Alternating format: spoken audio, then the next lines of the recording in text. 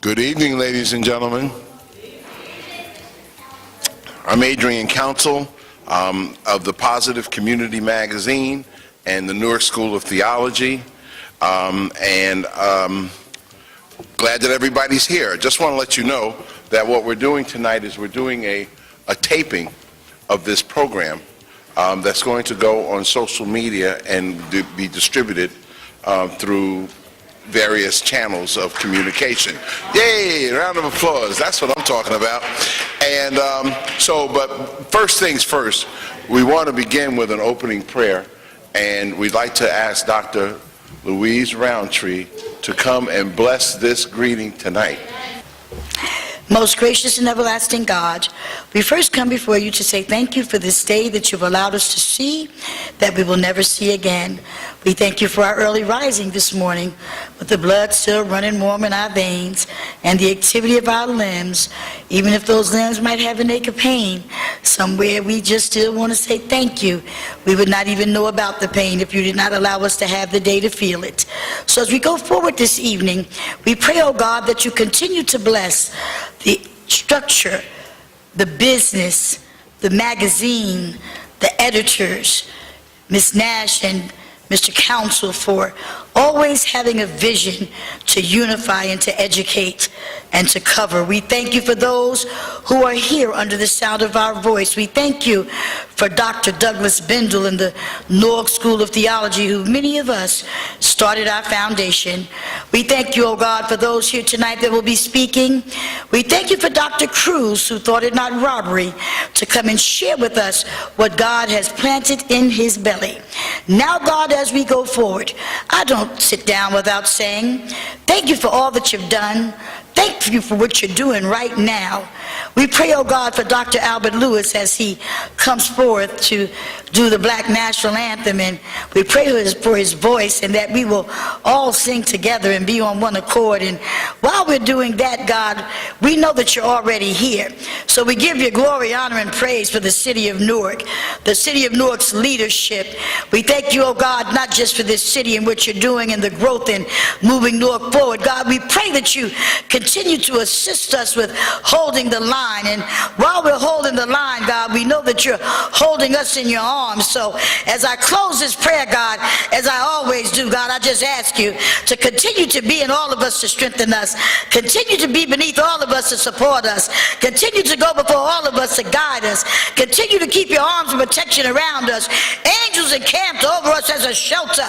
And we will be careful, God, not to take credit for what you've done, but because you are our creator, we will say you did it because it's good, and we thank you. In Jesus' name, in the name of our God, we pray. Amen. I just want to welcome you here today for a very important conversation. We're dealing with a conversation about the future. We're talking about education, spirituality, and post-secondary attainment. And so we look very much forward to hearing from Dr. Rudy Crew of Medgar Evers College and former Chancellor of New York City Public Schools. We're also looking very much forward to hearing from Dr. Marsha Brown and Dr. Marion Bolden in a fireside conversation about the future of education. I just want to say, as we get started tonight, that this conversation was actually inspired some years ago in my last conversation that I had with Dr. Clem Price. We did a series of roundtables on education, and my last conversation that I had with him was, he said, why don't we do something about the faith community's role in public education? And so here tonight is Manifest. So we're just happy to be able to carry his spirit with us as we venture into this conversation on education, spirituality, and post-secondary attainment. Let us move on by first introducing Mr. Reginald Lewis of the Newark City of Learning Collaborative. He's going to share a few words with us. I'll begin by letting you know that my dear friend and publisher, of the Positive Community Magazine I think we've been friends for about 20 years, has spent the better part of that relationship trying to make me a doctor. So despite what was advertised in the magazine, I'm just plain Reggie Lewis. But I do have the honor and privilege of working with a rich collaboration of organizations who would keenly focus on ensuring that all of Newark's residents can take part in the enormous progress that's taking place in our city. NTLC is a citywide initiative working to move all of Newark towards higher levels of college enrollment and completion.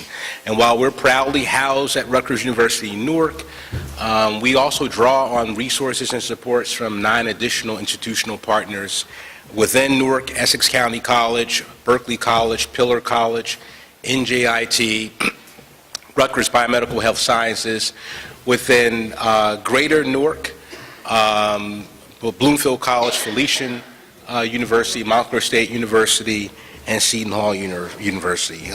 We're pleased to have one of our partners in the audience with us, Ms. Angela Harrington, Vice President at Berkeley College. But we all exist, the higher ed institutions, the 30-plus additional partners. We exist because of the reality that not enough Newark residents are earning the degrees and credentials necessary to benefit from the economic resurgence in our city. Over $4 billion in investment has been committed in Newark in just a few short years. It's hard to go anywhere without seeing the cranes and the range of construction supporting commercial and residential development in our city. But what you don't always see are the residents, many of whom who have been here for quite some time, who are struggling to become a part of this current wave of development. As we all know, the demands of the economy and workforce almost guarantee that unless we get more of our residents credentialed and skilled beyond the high school level, they will be left behind. The Georgetown Center on Education and Workforce confirms that by next year, 65% of all the jobs in our economy will require more than a high school diploma. So at NCLC, we've been grappling with the question of how we reach residents who are often overlooked. Those residing in the poorest census tracts in the city, neighborhoods that lack a college-going culture, places with few opportunities for adults to acquire skills that will enable them to compete in the local economy, and the jobs are coming. Our local economy is indeed growing. Newark is blessed with 5 high-growth sectors. I'll go through them quickly. Transportation, logistics, and distribution, leisure, hospitality, and retail trade, healthcare, advanced manufacturing, and technology. What's needed for us is to connect our residents with these emerging opportunities. This is the work that we do at NCLC, working with municipal government, working with K-12 schools, working with the philanthropic and corporate sectors to create these opportunities. And the importance of involving faith-based institutions in this work cannot be understated. Given the role that the church has historically played in strengthening the community, NCLC has increasingly explored ways to engage the faith-based sector. For example, one of our newest members includes Cardinal Joseph Tobin and the Newark Archdiocese. And last April, I'm surprised Adrian didn't mention this, in partnership with the Mayor's Office of Clergy Affairs, with the leadership of Reverend Roundtree, our partner Pillar College, and certainly the magazine, we hosted the first interfaith gathering in our city in support of building Newark's college-going culture. The idea was to expose ministers of all faiths to a post-secondary attainment agenda and equip them to take back to their congregations all the resources necessary to support high school students in their quest to be more college-ready, and even adult learners to learn more about opportunities to continue their education. Tonight builds on this important work to further engage faith-based institutions in lifting all residents and connecting them to opportunities to prosper where they live. And we'd be hard-pressed to assemble a better group of thought leaders to speak on this evening's focus of education, spirituality, and post-secondary attainment. You're going to hear from an educator who once appeared on the cover of the New York Times Magazine next to the caption, "Public Education's Last Best Chance." And just so you know, you're giving away the punchline, that this is not my use of hyperbole. I am a pack rat, so this is it. This is August 31st, 1997. That's Rudy Crew. And he will be with us shortly. After hearing from our lecturer this evening, you will then hear from, Dr. Crew will be joined in a fireside chat with our former esteemed school superintendent, Marion Bolden, who doesn't get enough credit for all the years in which she shaped positive outcomes in our city. She's here with us this evening. And Dr. Bolden, that deserves a round of applause.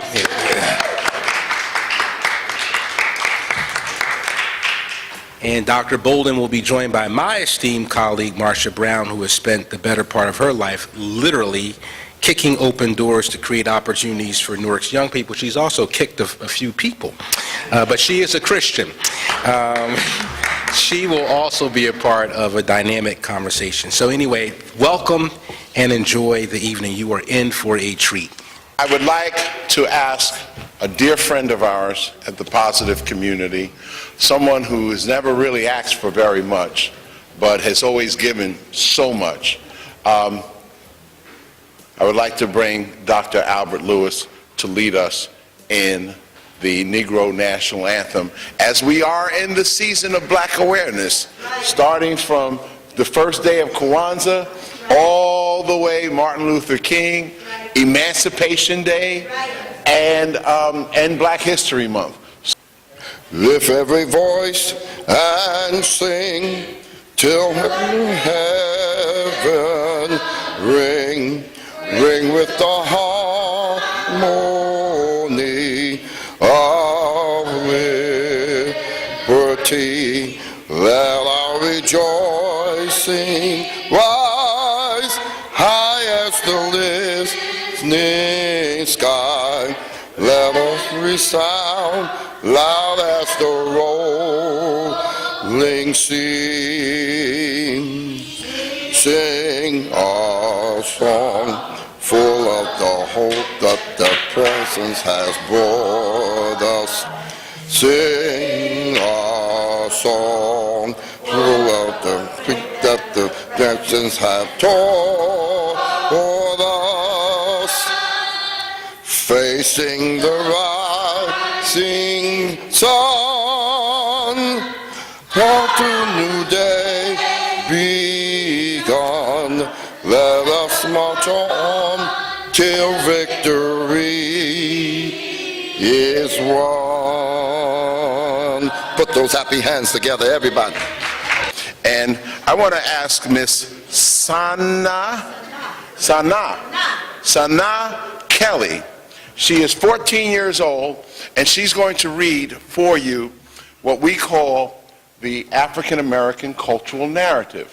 She's going to share our history that will resonate to our souls, and it speaks truth to power. Please, young lady, she's 14 years old. Good evening. I'll be reading the African American cultural narrative.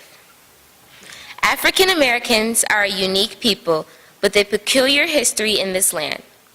Brought to these shores in change from Africa in the early 1600s, our people toiled and suffered as captives in brutal bondage for a quarter of a millennium, 250 years. On January 1st, 1863, 2 years into the Civil War, the Emancipation Proclamation, signed by President Abraham Lincoln, became law, signaling an end to slavery. On that day, the African American community of the United States of America was born.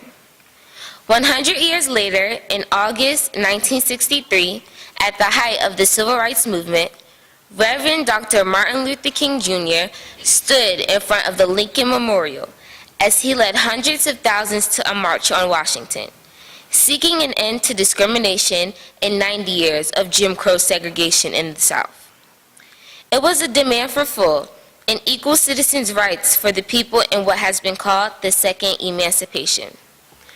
40 years after Martin Luther King's tragic assassination in 1968, America elects its first black president, the Honorable Barack Obama, 2008.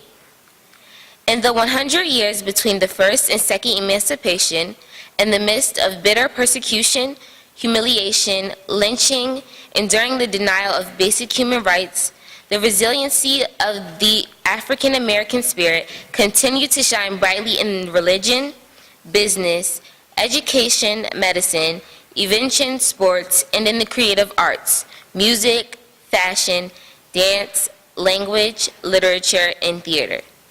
Indeed, original American art forms in a popular culture, which has become the envy of the world, were founded upon the souls of a forlorn people. And that is our story, the truth, beauty, and goodness of a loving and gifted race revealed. An extraordinary history. Ours is an extraordinary history of trial, tribulation, and triumph that we must never ever forget. This is the very story we must tell our children and ever be remembered for all future generations. We the people, descendants of the great emancipation, must tell our story and sing our greatest songs to each other and to the entire world. We must remind ourselves over and over again of the noble struggle, human dignity, sacrifices, and wisdom of our torch-bearing forefathers, of our goodly heritage, our divine inheritance, our great music legacy. Positive music matters. This is our story, the cultural narrative, a new language of freedom, a springboard toward a great and prosperous future, a spiritually enlightened ideal, a vision of hope, opportunity, and progress, liberty and happiness, health and wholeness, peace and goodwill. We've come this far by faith. Thank you. That is so beautiful. And you know, the cultural narrative, it must be spoken and it must be heard. And to have a young person speak that assures that we have a future. Amen. So I just want to introduce right now our speaker, and who's going to introduce the speaker is Mr. Miguel Hernandez. Now Dr. Miguel Hernandez. He's a trustee at the Newark School of Theology, and he just got his PhD. I have the privilege to present some remarks, biographical remarks, of Dr. Rudy Crew.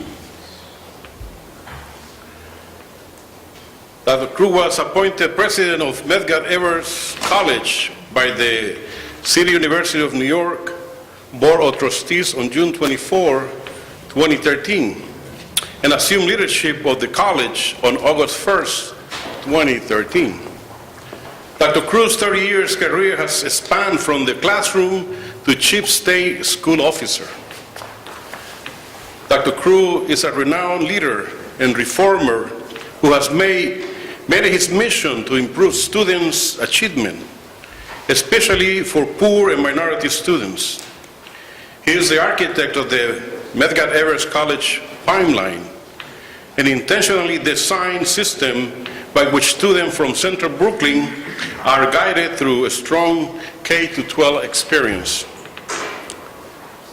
transition into college, and then provided high-quality opportunities to onboard and into the professional world. As an educator, Dr. Crew has always worked closely with all the stakeholders to expand opportunities for students. As Chancellor of the nation's largest school district, New York City Public Schools, and then as Superintendent of Miami, Dr. Crew placed those cities' lowest performing schools in virtual districts whose boundaries were defined by student need, not geography. New York Chancellor's District and Miami Schools Improvement Zone both use research-based practices to accelerate the pace of student learning and are considered national models for reform. In New York City, Dr. Crew developed new strategies, including the adoption of curriculum standard for all schools, the creation of new mechanisms for school governance, the introduction of school-based budgeting, and the implementations of process to screen all students for giftedness using a range of criteria. In Miami, he has strengthened math instruction, expanded access to gifted programs, and created a path for more English language learners and students of colors and poverty to gain college entry with improved ACT and SAT scores. Dr. Crew also started the Parent Academy, which served more than 150,000 parents and families with courses, workshops, and events designed to help them support their children's education. Throughout his career, Dr. Crew has served in leadership roles for diverse districts and schools. In addition to New York and Miami, he was an administrator in Boston, Sacramento, and Tacoma. Dr. Crew began his career as a teacher and served as a middle and high school principal in California and Massachusetts. Dr. Crew has also led school reform initiatives for a private foundation, directed the Institute for K-12 Leadership at the University of Washington, and served as a professor of the Rossier School of Education at the University of Southern California. As Oregon's Chief Education Officer, he developed a strategic plan to integrate the K-12 through university systems. He also served as president of the K-12 division of Revolution Prep, which seeks to use technology to improve math instruction and graduation rates in urban school districts. His critically acclaimed book, Only Connect, The Way to Save Our Schools, continues to guide a vital public discussion. Recently, Dr. Crew wrote a widely discussed opinion piece on the role of the Edgar College and other predominant black institutions in the current political climate, which appeared in the December 2016 Amsterdam News. Dr. Crew has served on many boards, including the Lincoln Center for the Performing Arts, Community and Schools, and Al Shanker Institute. He is the recipient of many awards, including the NAACP Educational Leadership Award, the Arthur Ashe Leadership Award, the 2008 National Superintendent of the Year. Born in Poughkeepsie, New York, Dr. Crew is a graduate of the Babson College.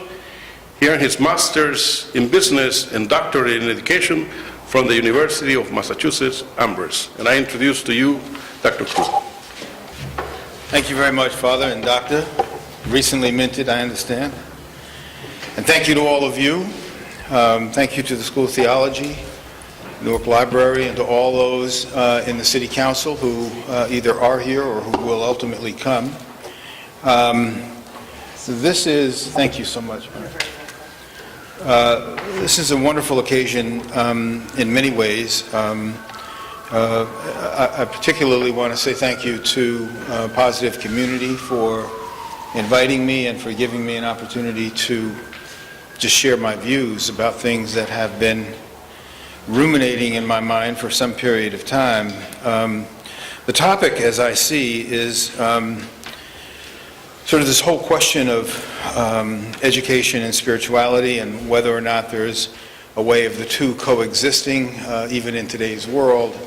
There have always been those divisions that have been part law and part just simply people being worried that they were in some ways violating the law between church and state. And the longer I have been in the profession, the more I know that there has to be a way whereby the hands of faith and the hands of education touch.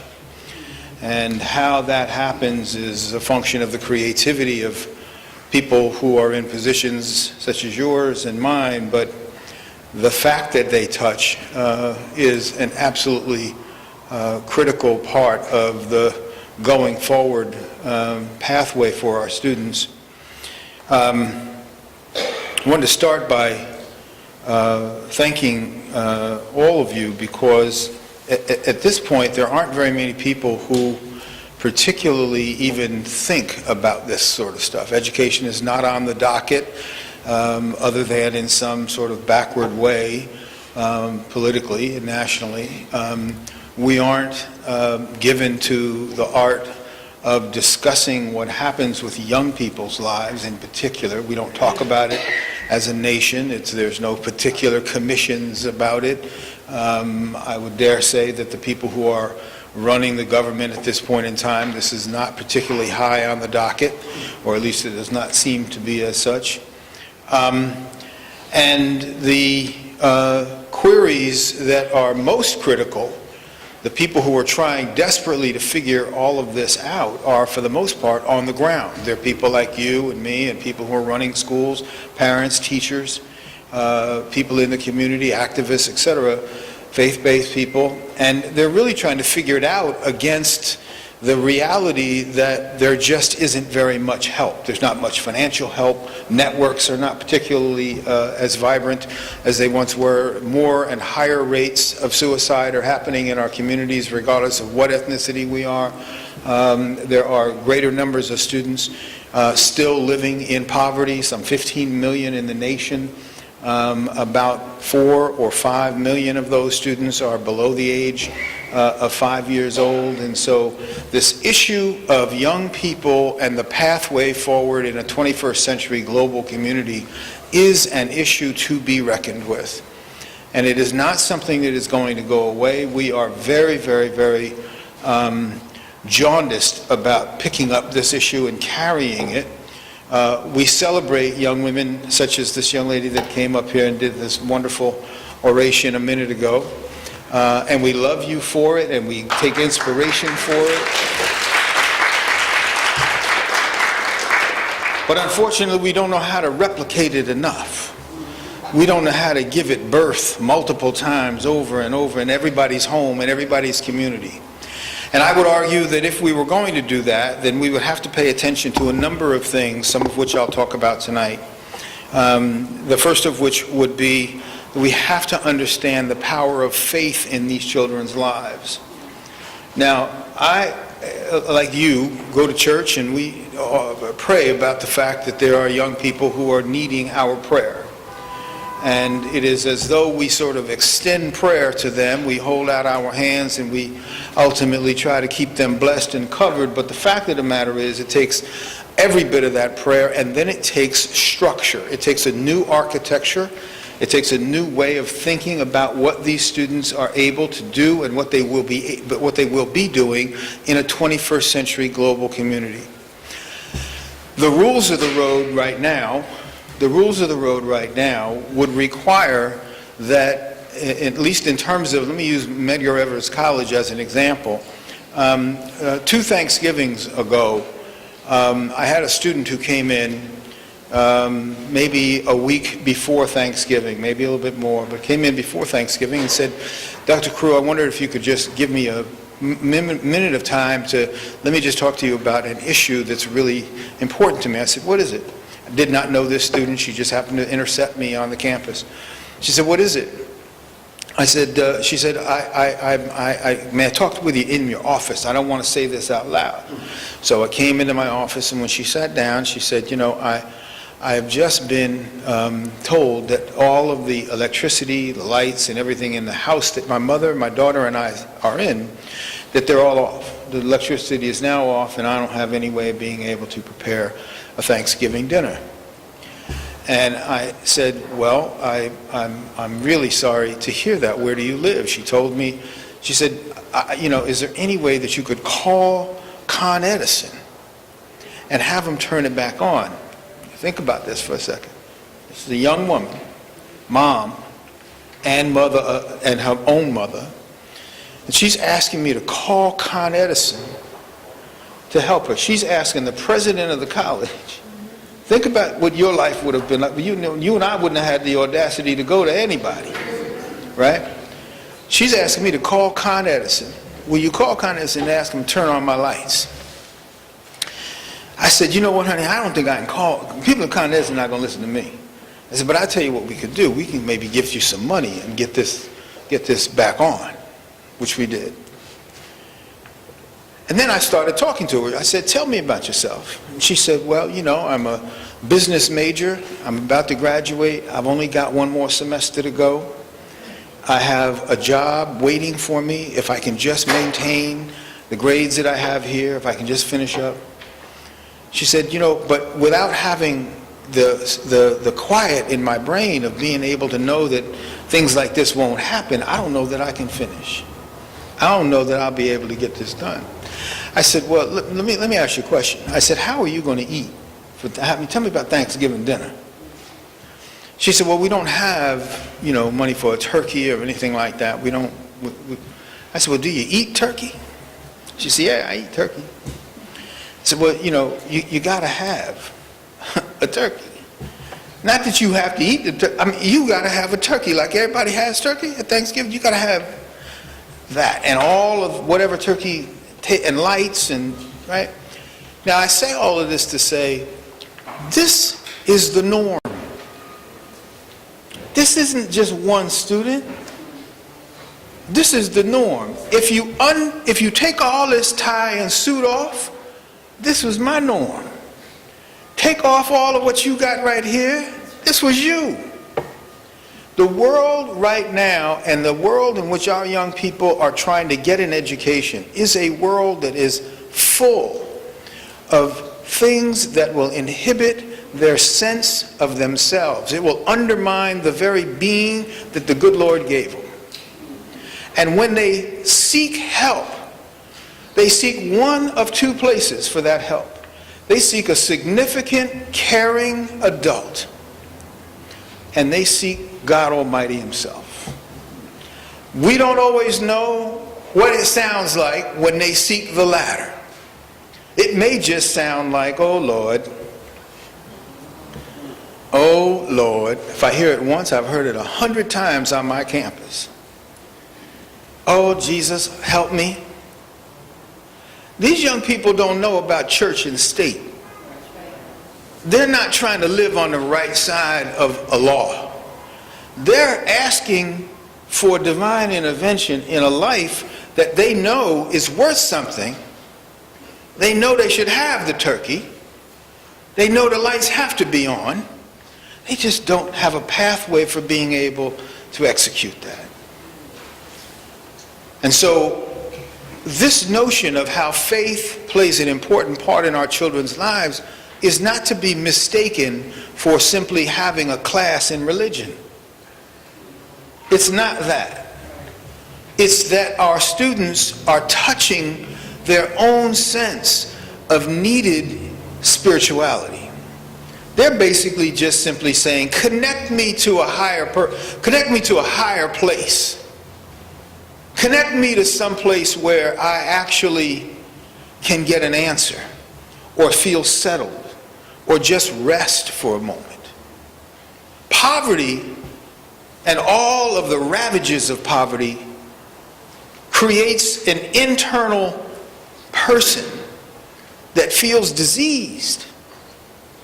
And we have thousands of children, 15 million children, living in poverty. Now, what does that say about what they think of themselves? It says that at some point in time, I go to school every day, and that is the place where Norm is my greatest supporter. Maybe it's the teacher that I see every morning.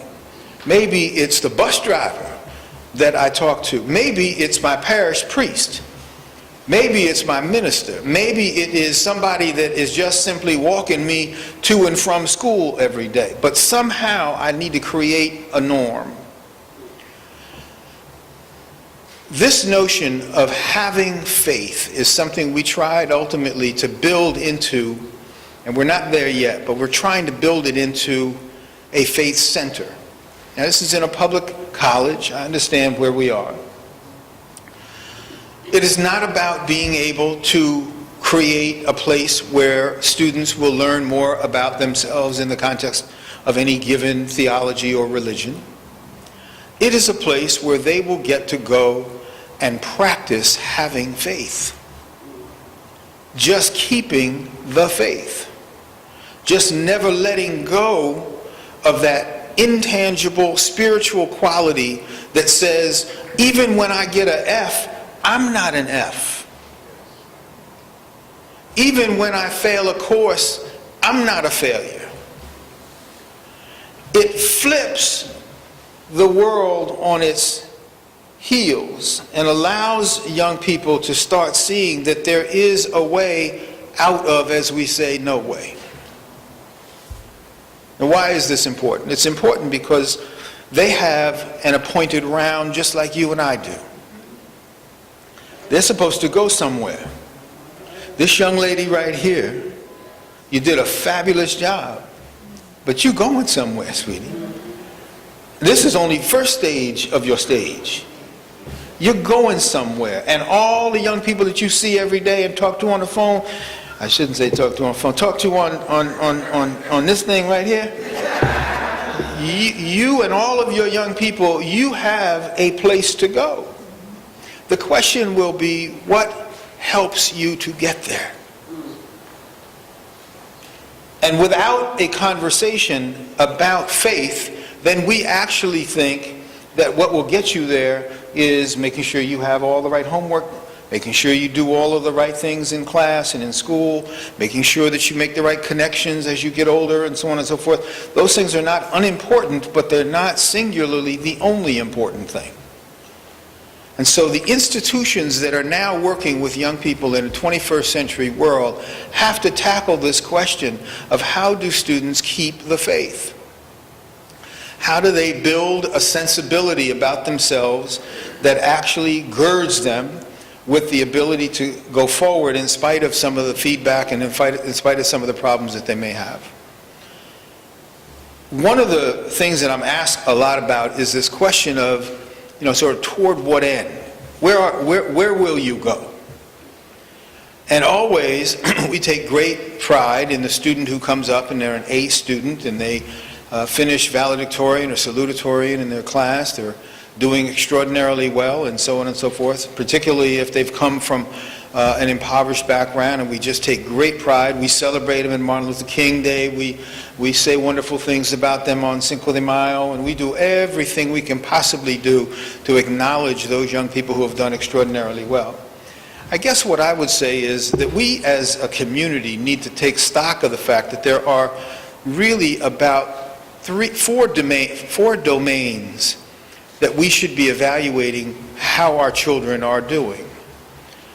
And these domains are not things that we talk about other than very casually, but I want to lay them out for you so you'll see how the through line of faith connects them to one another. So the first area, the first domain is the academic domain. We want you to be able to read, to write, to do mathematics at a 21st century level. We think it's important, not only as adults, but as members of a learned society. We believe that it's important for you to be able to make knowledge and comprehension out of what you read. So that's why we test to see whether or not you have literal comprehension and so on and so forth. That academic domain is almost all of the conversation that we have. It's almost everything that we have. How are you doing in school? Did you get an A? Did you get a B? And so on and so forth. I want to suggest that there are three others. And these three others make for this journey into the 21st century, if you will, make that journey all the more rich, and it makes the skill all the more important, but it makes the idea of home and church and school and the integration of these things, frankly, so much more necessary. The second one I would say to you is this whole question of how students will develop a sense of their own personal literacy, not just academic literacy, but how are they as a person? Do you know how to make a friend? Do you understand the social connections that are necessary for being able to make someone else feel better when they're feeling badly? Do you know how to say good morning and hello? Do you know how to smile and engage? Do you know how to extend your hand in friendship, even if it's somebody who doesn't look like you or speak like you do or understand and pray to the same God that you pray to? Do you know how to be bigger than you were the day before as a person? Do you know how to say, I'm sorry? Do you know how many children would be alive today had they just been able to say, I'm sorry?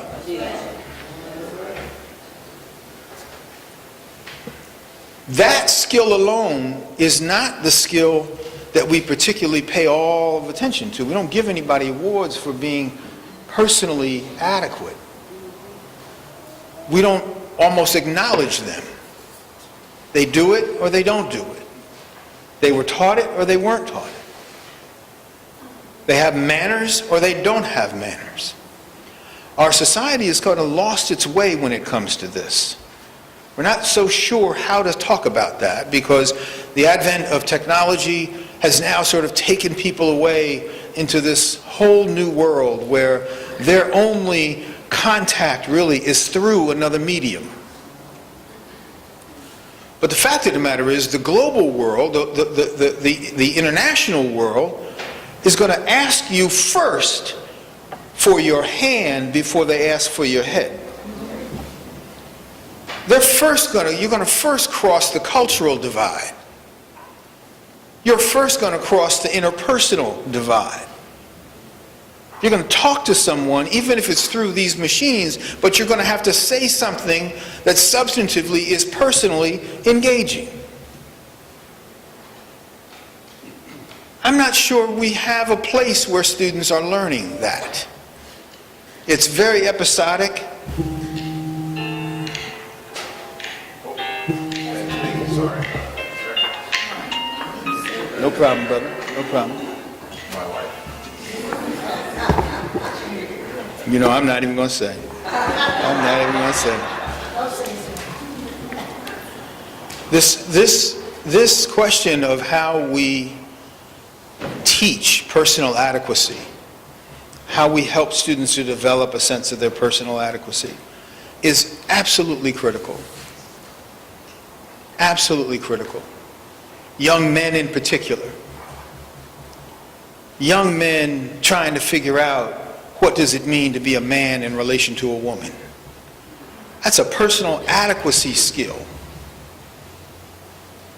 Young men trying to understand their own hormones and their own desires juxtaposed to a world around them that is telling them, here's what you do with those hormones and those desires.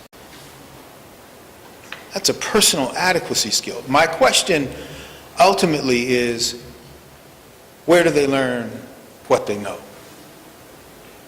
You know, most of us would say, well, you know, street.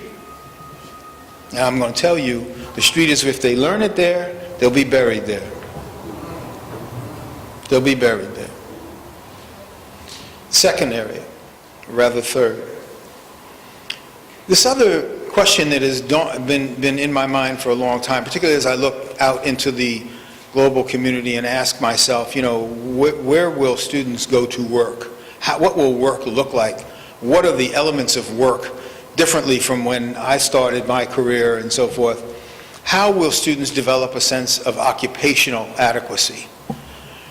Where will they understand what it means to be on time? Where will they understand how to think about the value of work? My father was a custodian. So on bring your son to work day, I went a couple times, and he showed me all the machines he used to clean IBM and all these different hotels that he worked in, and I thought to myself, this is what you do? And I didn't say it, but my face said it.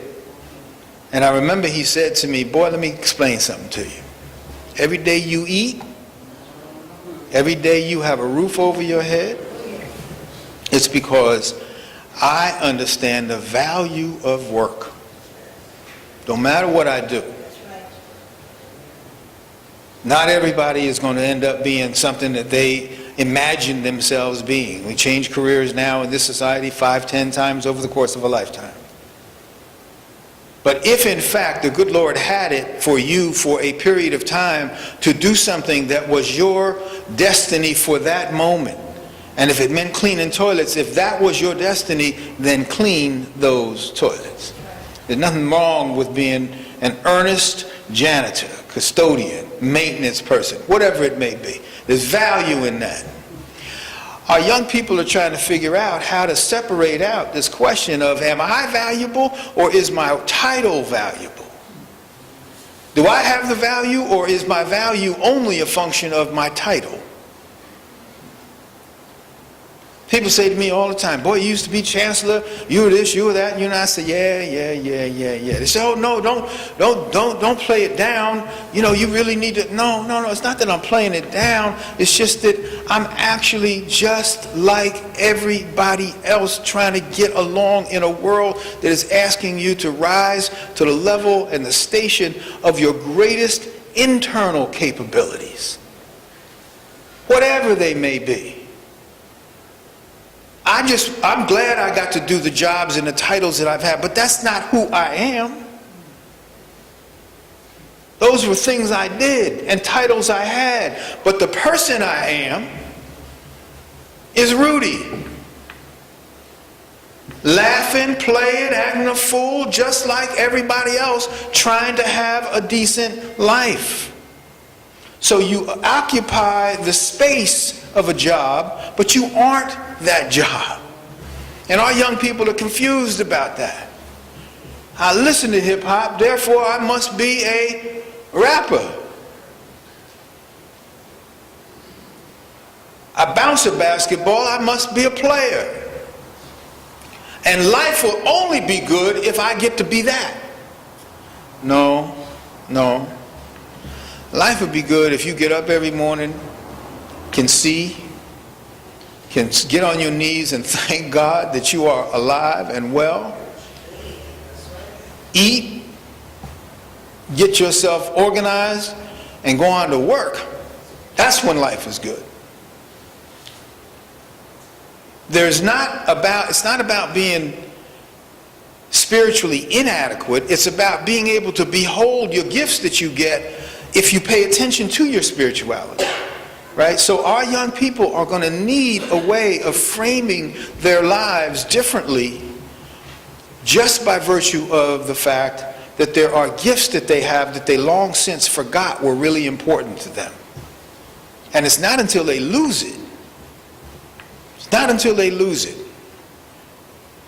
that they then have to come to terms with the fact that there are just other things that they really have to think of themselves as having be important for. This business of occupational adequacy is also important because, to be perfectly honest with you, young people need to really just simply understand that money, even in a capitalistic society that we live in now, money is not the name of the game. It's hard to say that to people who are broke. Right? It's hard for people who are broke to hear something like that. They say, yeah, you saying that you got 2, 3 more suits and you got, all the water in the world and everything else you think you may want. But I guess what I would really want them to understand is that occupational adequacy means the ability to appreciate who you are in relation to the work you think you want to do, and that you have a pathway to doing that work. I am always appreciative of students who are interested in being able to go out and be an intern, go out and do community service. Why? Because they're going to bump into the reality of their own occupational pursuit. They're going to wake up one day and say, as my son did, Dad, I want to be an architect. He went to the Peace Corps. He went to about 77 colleges before that. He said, Dad, I'm going to try this one more thing and see if I can find my way. If I heard that phrase one more time, I was about to go crazy. So he went into the Peace Corps, went to South Africa, And I got a call from him one day, which was unusual. Got a call from him, and he said, "Dad, I really found it." I said, "What did you find?" He said, "I found out that there are children who are soccer players, serious, great, wonderful soccer players living in South Africa, but their parents died of HIV and AIDS. And they all are in this village, and they have no soccer ball and no soccer field. I can build that." You know, to this day, this boy is an architect or an engineer or whatever he calls himself. He's building these fields. That's what he got involved in building these fields for kids who had parents who were unfortunately passed or having this disease. Now, that's an occupationally adequate kid to me. I'm happy because he's now out of my pocket. But more importantly, is because he's now in his own. The last area that I would tell you is that in addition to this academic and occupational and personal adequacy, it is this notion of being civic or having some sense of civic adequacy. And nothing could be more important than that today. The idea that you belong to a community, that you owe something to the community, that you have a responsibility to the community, that you are a member of that community by virtue of your not just address, but by virtue of the contribution that you can make. And how you do that contribution, how you participate in the life of that community, says a lot about the level of adequacy you have in this sort of civic the domain. I think that this question of civic literacy generally takes the form of, did you vote? Did you at least minimally go out and register your point of view by picking from whomever is running, but putting yourself out there to at least vote? Pay attention to the issues of the community, learn from and with other people and members of the community. I don't know about you, but I find it almost abhorrent that when we get to the end of an election cycle, be it a statewide election or a citywide election or whatever it may be, and we have countless numbers of students or countless numbers of people who are at the end of the day counted as among the missing in terms of the vote count for a given community, and you have an enormous array of issues over which they could actually have some say, but in fact said nothing at all. The worst part of it is the silence. The worst part, the way to get an F in civic literacy is don't vote. And so I would argue that in a world that is now shaped more by global relationships and collaborative relationships across the multiple oceans, I would suggest that how we develop this sense of civic literacy is not necessarily just about out there in the outside world, but it's about right in our own backyard. It's about understanding homelessness. It's about understanding poverty. It's about being able to understand how you can contribute to the problems that are right in your own backyard here in Newark, New Jersey, or in Brooklyn, or whatever it may be. Our students are having to be far more sort of players, if you will, in that environment. Now, I want to finish by saying to you that this was a conversation about spirituality and education. If you can't see the through line among all of these areas, then I've done a poor job in being able to identify them.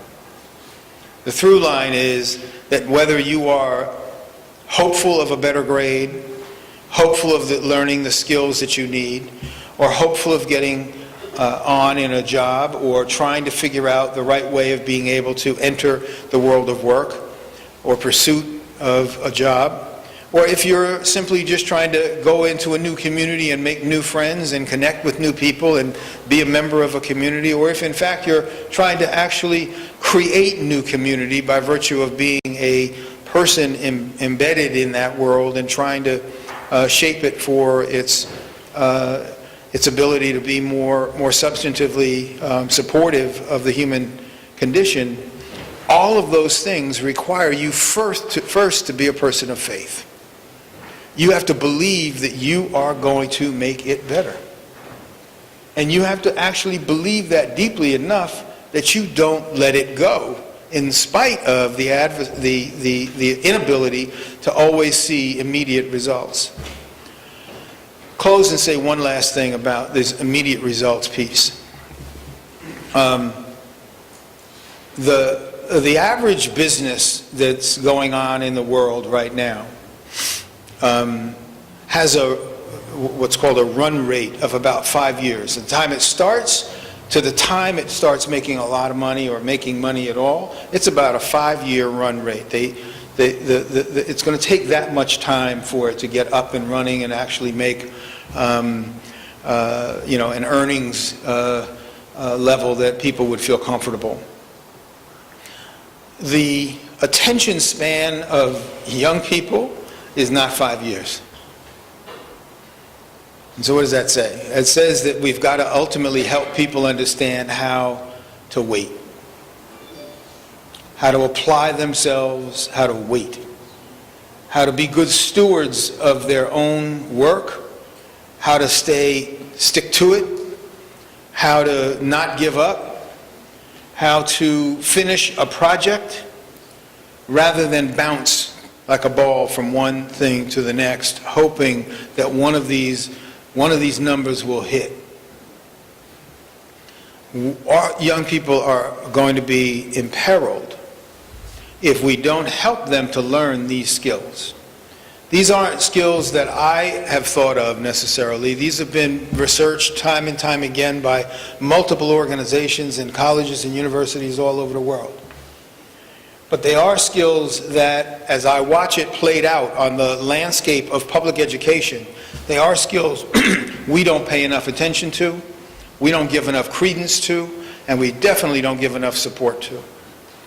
And so as I close, I want to suggest to you that the one thing you could do is, if you have children, go and spend time helping them to think broader than just their own academic work. I'm glad if they get an A, but actually I'm glad if they just go to school. I'm glad if they're attentive in school. I'm happy when they're respectful of their teacher. I'm happy when they manage their anger. I'm really happy when they actually experience joy. I'm happy when they actually let no one else take their joy. I'm extraordinarily happy when they are able to give joy to other people. Those all derive from faith, from hope, from faith, and from love. And the greatest among them is love. Thank you very much. I'm Marsha Brown. I am the co-chair of the Board of Directors for the Newark School of Theology, and I'm very happy to join Adrian Council and the rest of the board, particularly its founder, Dr. Bindall, in welcoming you here to our third public lecture series. And we started this lecture series precisely to engage in a conversation about those topics and those issues and those concerns that go to the very heart of what it means to be a human being. And so tonight has been another one of them, and I wonder if we can give Dr. Crew another round of hearty applause.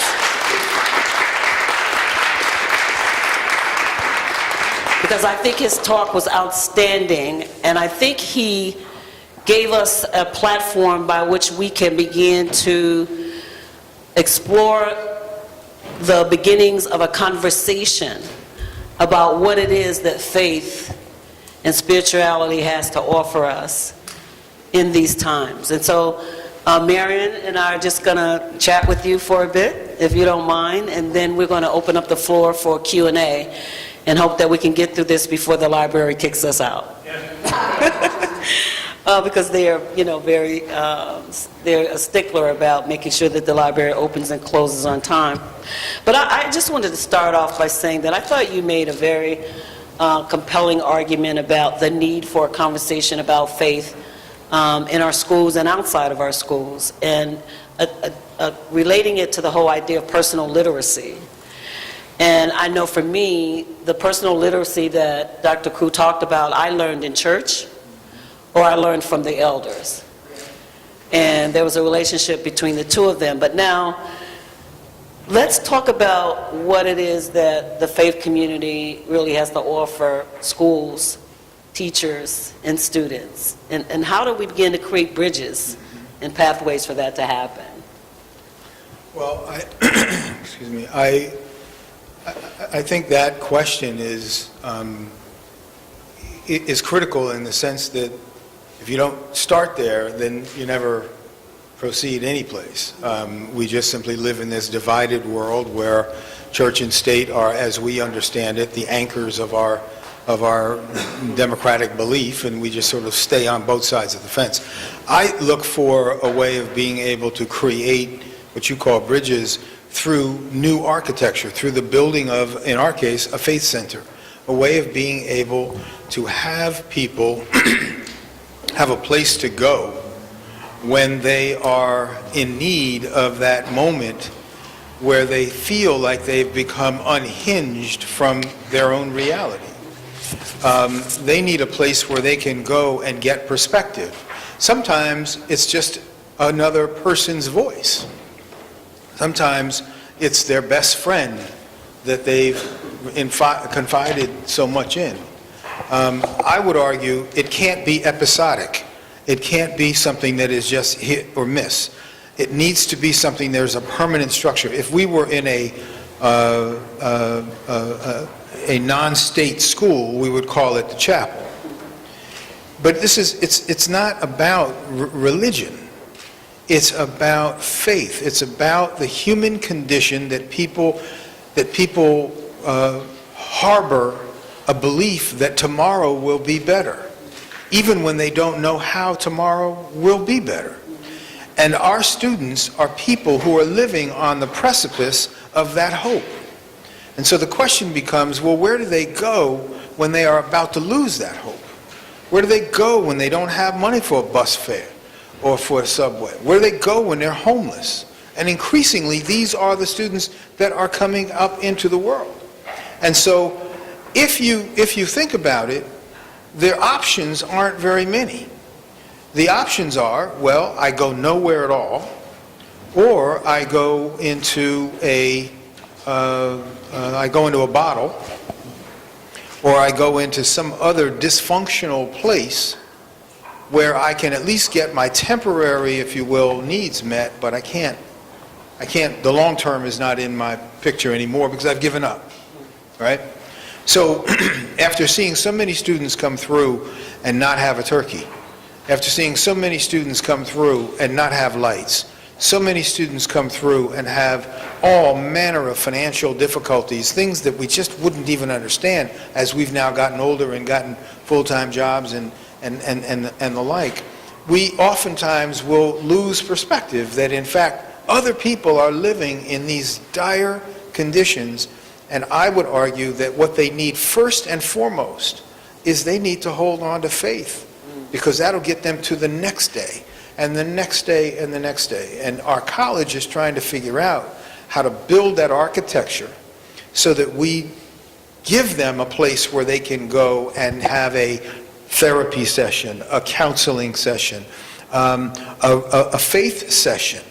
It is going to be staffed by some of our own local priests, faith-based people in our own neighborhood in Crown Heights. We have a number of students who want to join the School of Theology, who see themselves as becoming members of the faith community themselves. And they see themselves as practicing there. So for them, it's really wanting to do that. But if you look at what happens in the aftermath of a tragedy, unfortunately, the shooting in Parkland gave this in vivid color, right? Students turn to students for help. they turn to each other for help. And they turn to their home for help. There used to be a time, frankly, and I don't mind admitting this was a long ago for me, but there used to be a time when you turned to your church. And you turn to church leaders. Again, I'm not suggesting to anybody that we've got to give people church in a public school, but I do think you've got to give them a place to hold on to tomorrow, and that place for us is going to be the Faith Center. Thank you. I know, Marion, I'm going to let you jump in. Well, I have to say to you that I was very reluctant to accept to be on the panel. And it's because the conversation of school and church can very often get you in trouble. And I listened to Dr. Crew. I've heard him before, and I'm moved by what he says, and what he says is very important. There is also, though, a reality in a public school how we are indoctrinated in terms of what you can say and what you can't say, because schools are a religious-free zone. That's what we are told. You have to be careful. You know, and it's funny, I pulled out my goals and guiding principles that I used when I was superintendent. And of course, the first one is academic achievement. But the second one is develop student moral and social responsibility, which talks to a lot of the adequacies that you were describing. I was on a radio show, and someone said, well, which of the two do you feel is the most important? And the mistake I made was to say the second. And meaning, I would rather see a youngster graduate from my high school and be a good person. But my job is to educate them academically. And I had 2 board members who said that is not your job to teach the moral. I mean, not that you're not going to deal with the bullying, things like that, but first and foremost, you have to deal with academics, which is true. You want to do both. My thing is, why can't you do both? You can do both, but you have to be very, very careful. There are things that we did, I thought, that promoted positive, and yes, it's faith. We used to have a baccalaureate, ecumenical. And what happens? It was challenged. We no longer can do that for our kids. You have to be careful about what you say and what you do as a superintendent and as an educator. The reason that we no longer have the service is because it was volunteer, but one of the principals said, you go, you get an incentive, and then you're forcing kids to do something religiously. That's why I said you have to be careful. I think that you can do both. I think that it's easy to say, and like you said, to be an architect. There are things that resonate with me. The one caring person makes a big difference.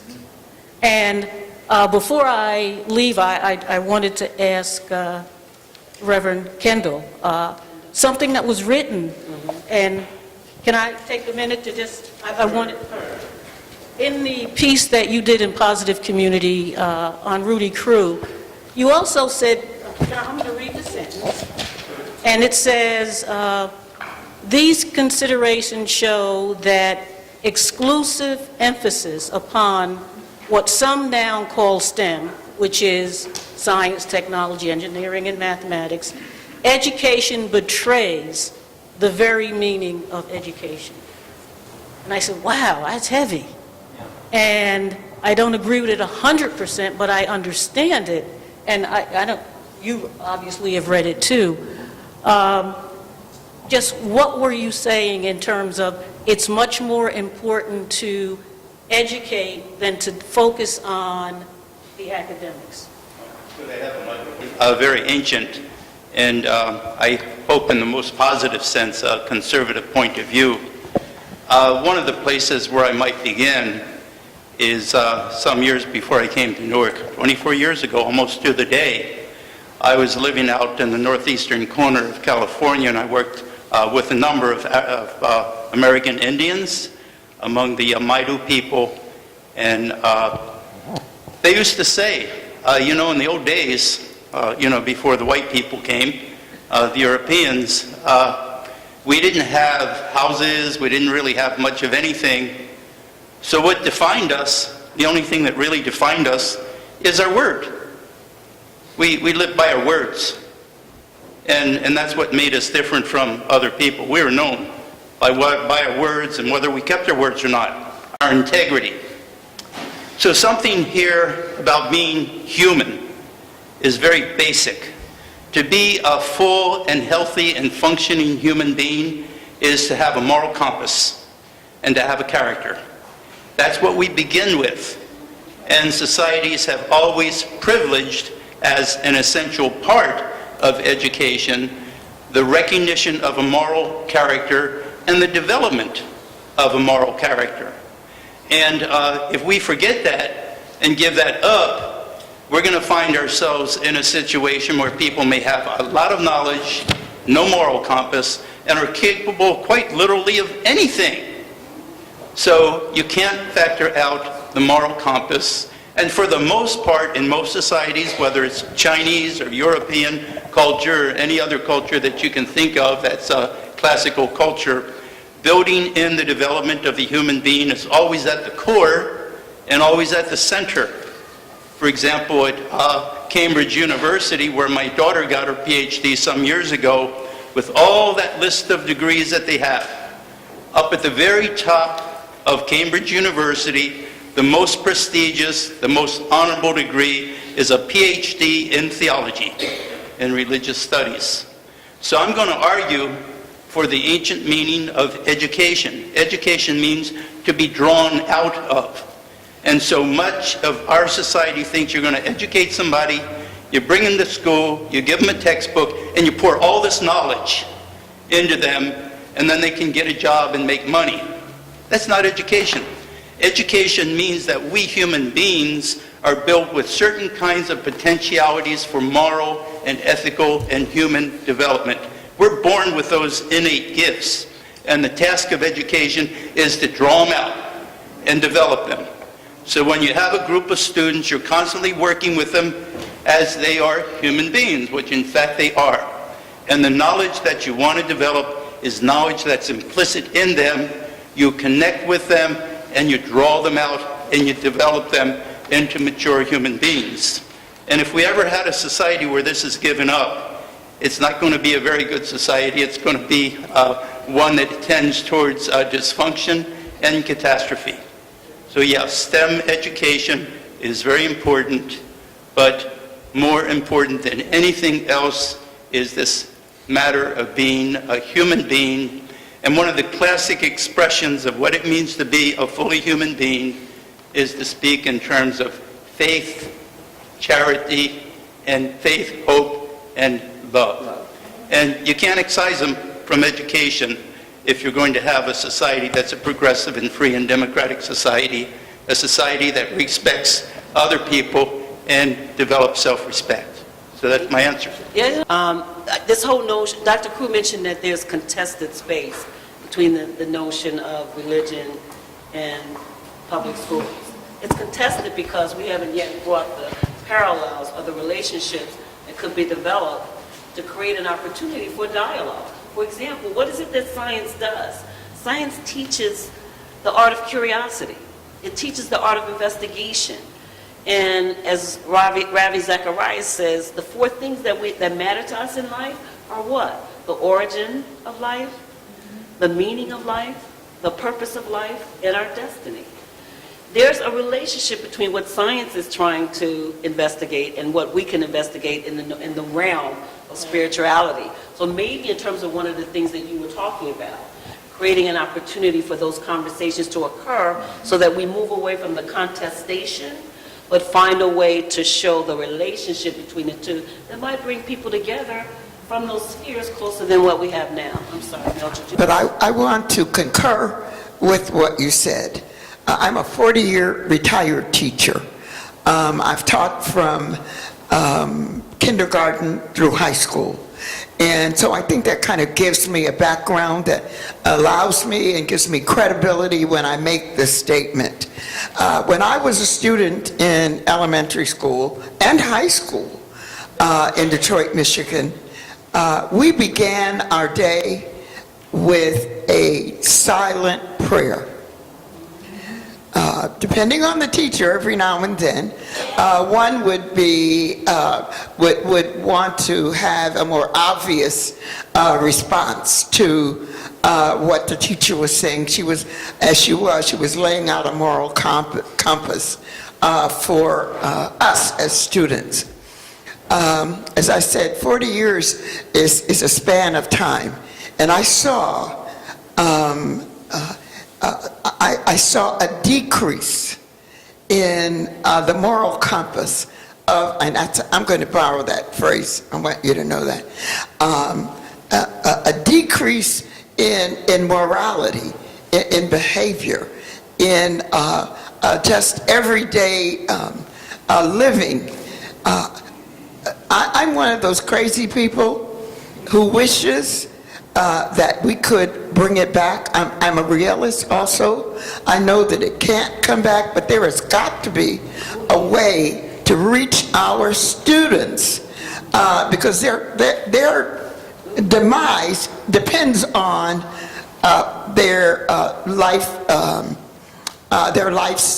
strategy and determination. I just wanted to say it. I know it's not a popular position to take, but you know, I got a big chest. Well, in this room, it's not. Council President and I down to advocate for prayer back in the schools. She is really getting ready to start a campaign, and she actually wants me to speak with some individuals. She knew I was in a public school meeting today, Newark Board of Ed meeting, and as soon as I came out of the meeting, she's like, did you tell everybody what I want to do or what I'm getting ready to do? Because there are people that really believe that it is necessary for our young people at an early age to have a spiritual foundation, because some of them get nothing at home. There are generations that have never been introduced to who is God or what is God. And there's so many different faiths now. We have Catholicism, we have Islam, we have Christianity. And so I explained to her that one of the issues would be is that we can't set aside anything for Christianity and not set anything aside for Islam because of that. So if this is ever addressed, which I pray that it will be at some point, I know that if it has to be, I don't know if it's a federal law, that there can be no prayer in the school. Is that correct? Yes. It's federal. So I don't know how we're going to address it from the stages, whether we come from the bottom up, because it's definitely not going to work coming from the top down. So I gather her movement will have to start on the local level and then advocate from local to the next level, which is state, and then go from state to county, and then go from county to federal. But that's, I don't know whether that makes sense, but I think that would probably be the only way, and I'm listening to you, the three of you, especially Ms. Marsha and Ms. Bolden, from Rutgers, and with your experience with the Newark Public Schools and with you on the other college level and all of the other things, I would really be interested in hearing, what do you think about that movement and it coming back? You know, it was no accident that our people marched for 18 months, sometimes without any shoes on, in order to desegregate the bus lines in Montgomery, Alabama. And most of those people did it through what vehicle? The church. Right? But within the context of faith, the belief that they had to do what needed to be done in order to change conditions. I like the fact that Dr. Crew spoke about spirituality, not only from the context of personal literacy, but within the architecture of inequality.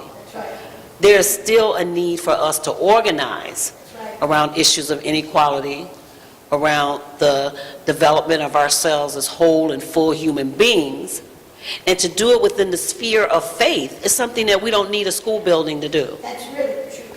So rather than to start, you know, it's a very difficult and contested experience to try to bring prayer back into the school building, into the school classroom.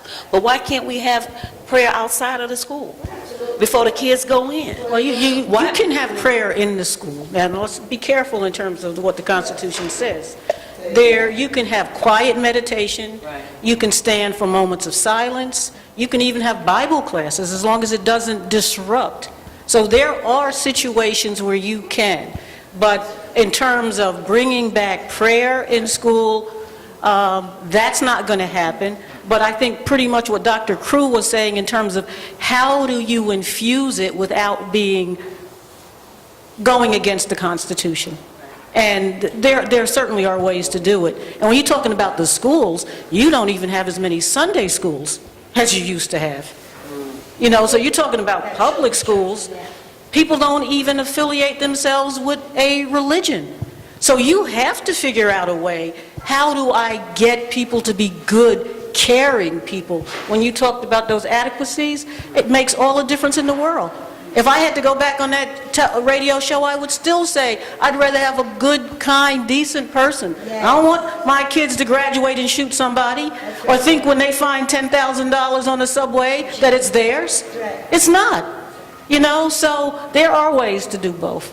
But at the same time, as you say, we also want them to be able to be, to work. To read. You know, to be able to read in order to build a civilization. I mean, I like the idea that both Marion and Dr. Crew talked about in terms of allowing our students to also explore those issues. So at Rutgers, right, we have the Muslim Students Organization, and they host meetings for everyone. We have the Baptist Students Organizations, we have the Christian and Protestant Students Organizations, and we give them full space to do that, to talk about those things, but they bring a broader sphere to it, the whole broader question of spirituality in the context of how do we build a better society, or how do we become better people, right? The third space, so to speak. I just want to acknowledge that the NAACP is in the house, and we have a question from our leader, Kathy. Hello. First of all, I'd like to thank Dr. Cruz and also my sister, Marsha Brown, and Superintendent Bolden. One of the things, history is so important, because when we grew up, our parents had us for 5 years before we went to school, and they're the ones that instilled certain values in them. They prepared us to go to school. So one of the challenges now is that because a lot of that is not done in some homes, now the educational system is picking up the need to instruct students in areas that normally in the past parents have done.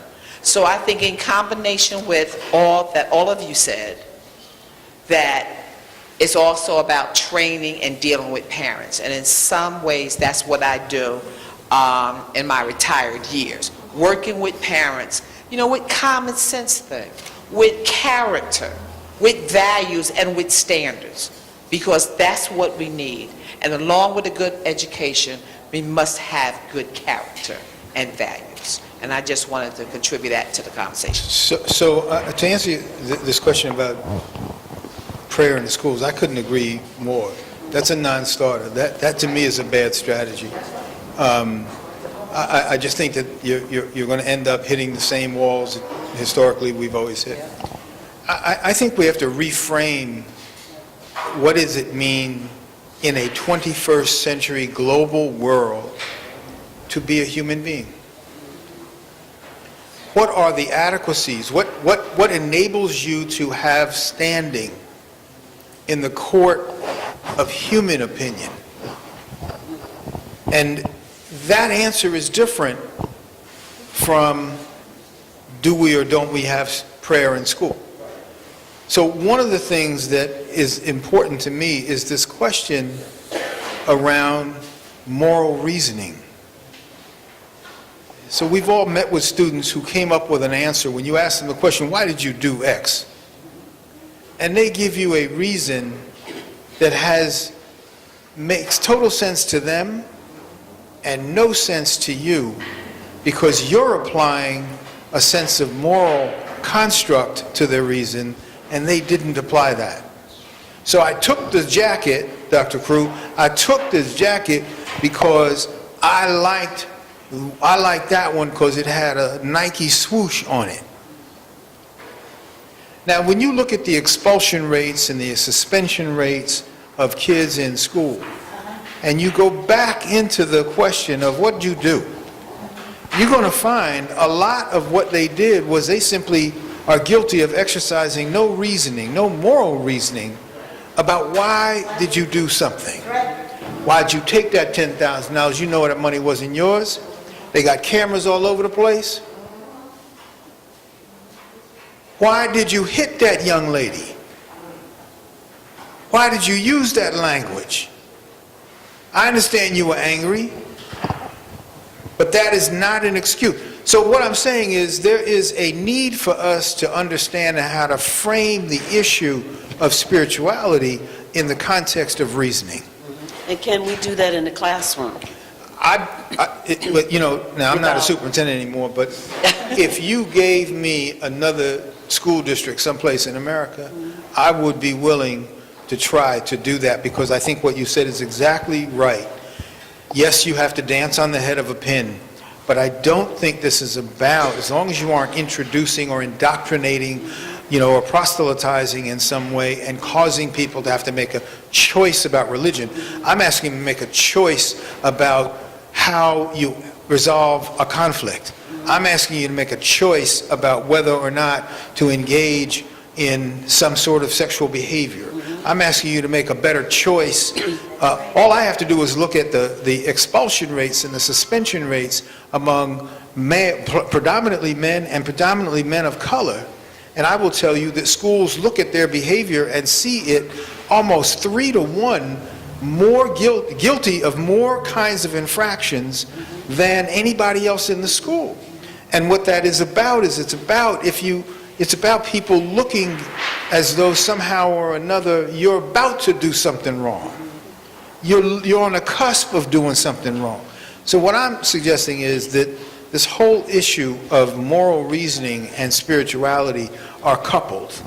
We don't know how to couple them. They're a dance that we're not completely sure how to do, but it's a coupling of that I think it's getting people to think more about the we than the me. Do you think that King's Book, Community or Chaos, helps us to frame that? That's an old one. Right. Only because, you know, people are growing up without a worldview. Yeah. But it's really being in church that gave us a worldview, to understand what it meant to be a human being. So if you're no longer getting that worldview, then anything goes. Well, the you know? worldview is from that little machine. Mm-hmm. You know, Right. it's from whatever's on Twitter, and that's their worldview. And it's not as though that, I don't know a lot about these things, but I'm around a lot of students who do. So I don't mind that they understand their life through that lens. It's just my job is to make the lens bigger. Right. My job is to send them to another country. My job is to make sure they speak another language. My job is to make sure they do, in fact, see other students for whom English is not their first language, and they know how to make that friendship. That's the job that we have as educators now, is to expand the portfolio, to give these young men and women an opportunity, at whatever grade, but to give them an opportunity to move their feet and engage their heart. You said it really right. The world is going to be made up of people who will do extraordinary things with their brain. The question is, will they be people who know how to take what they did and apply it for the goodness of other people? I just got one more question. one more question, and that question comes from Dr. Cornell Edmonds, who traveled all the way from New York City, like you, Dr. Crew, at Church of the Covenant in Manhattan. Good evening, and first let me thank you for just a brilliant presentation, and I think the ability to just pull it all within the ambit of adequacy.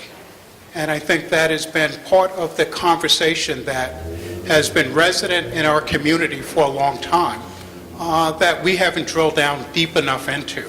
I think it's been part of the scholarship of Carter G. Woodson, as he shifted even the language of how we thought about education to say that we were a community that was being miseducated, and as he wrote about the miseducation of the Negro. And so in that pursuit, we may not have drilled down deep enough to understand that everything that was being spewed based upon what we had learned was corrupted. And I think you're shifting it back and shifting it in a way as a president of an institution to begin to push the limits, because spirituality, as far as I understand, I'm an attorney as well, is not outside of the ambit of the separation of church, within the ambit of the separation of church and state. It's not about trying to bring religion or advance religion. And so I think that it is genius, and it's showing a greater sense of adequacy of education within the environment. Dr. King, I think one of his great quotes was that all reality hinges upon moral foundation. And I think it was true then, it's true now, and it was true long before he said it. And I think that the challenge is probably a lot simpler than we may realize. We're looking at a complex solution to an easy problem, when the easy problem begs for easy solutions. And I think in terms of the articulation of that all reality hinges upon moral foundation, was a very astute way of saying that there is a right and there is a wrong. And so for that kid who takes that jacket, to pull it outside of the relativistic thinking and say that there is something wrong in doing that, and in seeing the wrong in doing that, there may be another way to get the same outcome. But there are rights and wrongs upon which reality hinges and upon which our community hinges. And I think you touched upon it very, very well this evening. And so I want to thank you for that. I just want to thank you, Dr. Crew, for coming out. Thank you, Dr. Marsha Brown. Thank you, Dr. Marion Bolden. We want to acknowledge the fact that the NAACP is here. We have our city council president here. We got Mr. Reginald Lewis of the Newark City of Learning Collaborative, which represents all of the area colleges. We have Berkeley College in the house. Amen. Stand up. We got to see you. Berkeley College is in the house. And Dr. Albert Lewis, our man. And he's not only a doctor, but he's also a soul brother, and we appreciate that. And Hager's food, the food is really good, and we appreciate them. And I just think that this is wonderful. The only thing that I would like to say is that, look, technology and scientific discovery is moving at a velocity that we've never seen before. Morals, values, and ethics have to keep up. And that's really what it's all about. So again, thank you, Dr. Douglas Bendel. We'd like for you to come and do our closing prayer and our remarks. Well, actually, the program says, remarks, that's right, remarks and closing prayer. So I want to make a couple of remarks. It was a wonderful evening, and thank you all for being here, and especially thank Dr. Crew and Dr. Bolton and my old friend Marsha Brown, who happens, as you all know, she's one of the vice chancellors at Rutgers, so a very prestigious lady, and a very wonderful lady, I must say. So it's been a wonderful evening. I love the way in which the evening developed, and at the end then we got to these really profound questions, the real questions that we're struggling with as people that are creating global civilization. It's partly why we have all these problems. The question of what does it mean to be a human being, that is so incredibly profound. So profound. The other thing, too, that really helps us get out of these conflicts that we're having, like one person's a Muslim, one person's an atheist, one person is a Roman Catholic, and so on. What helps us get out of that is we can recognize that to be a human being means to have a moral compass. We all know that. You know, we all know that in the family and in whatever community we live. To be a human being means to be a decent, moral human being. Now, how do you get there? And in terms of education, I think Dr. Crew said, again, something so profound. You reason.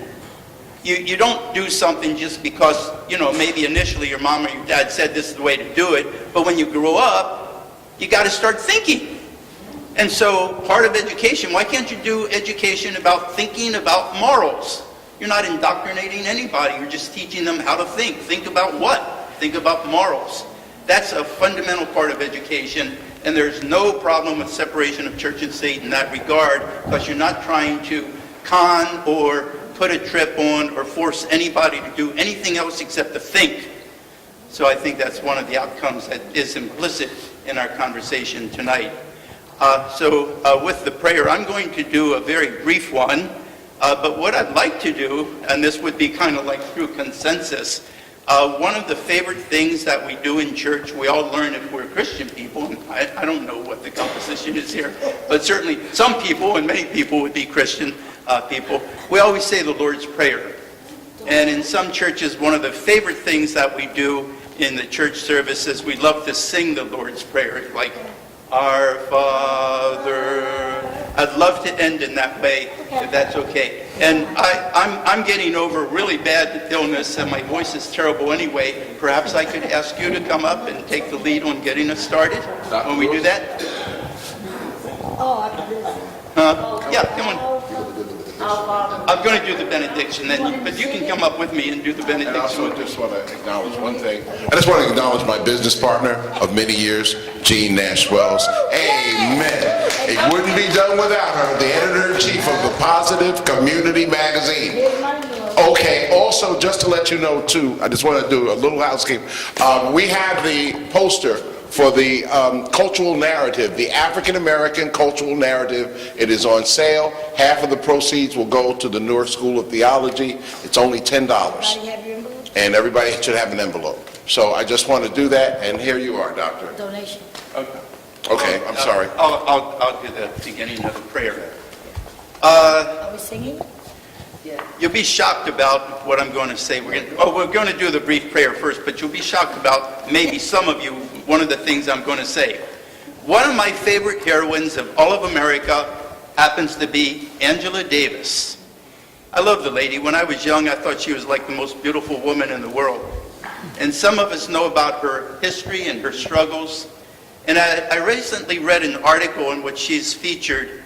And Angela Davis talks about how it is that we can make our world better. And I've been concerned and impressed by how much God has blessed the city of Newark in recent decades, certainly while I've been here. It's a wonderful city. We have such wonderful and beautiful and intelligent and insightful leaders in the city. One of the very best and probably the most beloved is here with us tonight, Council President Mildred Crump. But this is what Angela Davis has finally come up with after this long, long road and struggle. She says, look towards heaven. Look towards heaven. Don't think just about all the problems and how many difficulties we have and all the obstacles, but look towards heaven. Look towards heaven. That's where you get the positive chances. That's where you get the positive thoughts. That's where you get the hope and the faith that permits you to move forward and actually transform things from kind of like possibly a living hell to something that's hopeful and beautiful and possible. And if we look towards heaven, you know, someday we're going to get to that beloved community that Dr. King spoke of. So, very brief prayer. Lord God, we thank you for this gathering tonight. We thank you for our main speaker, Dr. Crew, and Dr. Bowden, and Vice Chancellor Marcia Brown. We thank you for all the people here.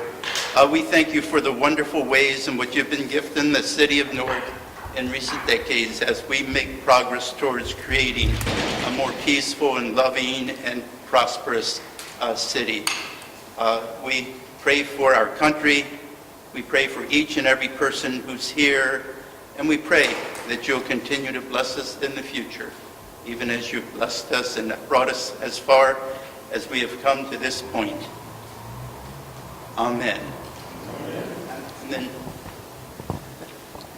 Our Father, let's stand and sing all together.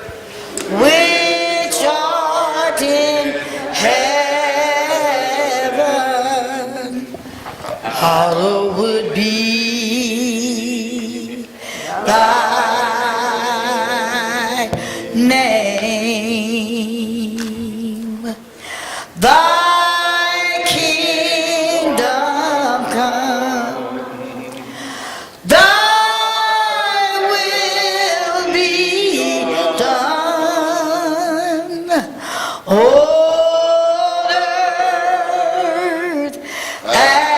as it is in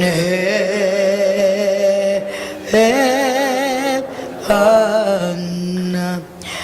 Give us this day our daily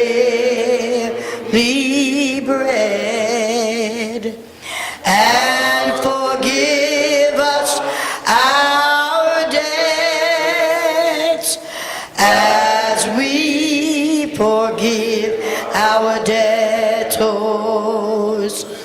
And lead us not into temptation, but deliver us from